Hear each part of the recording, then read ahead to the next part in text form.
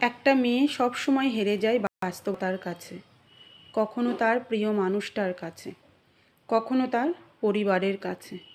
মেয়েরা চাইলেও তাদের ইচ্ছা মতো চলতে পারে না, তাদের ছোট ছোট ইচ্ছাগুলো পূরণ করতে পারে না তাদের ভালোবাসা ও মমতা দিয়ে খুশি করতে। মেয়ে মানে তুমি বাবার বাড়ির বোঝা, শ্বশুর বাড়ির কাজের মেশিন। সারা জীবন কাটিয়ে দিতে হয় মানিয়ে নিতে নিতে। অবহেলা, লাঞ্ছনা, অপমান এসব নিয়ে বেঁচে থাকতে হয় মেয়েদের।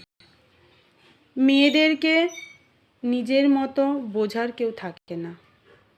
আসলে মেয়েদের সবাই নিজের সুবিধা মতো ব্যবহার করে যায়। মেয়েরা যার কথা মতো চলতে পারে তার কাছে সে অনেক ভালো, আর কথা মতো চলতে না পারলে সে সবচাইতে নিকৃষ্ট। এটাই মেয়েদের জীবন।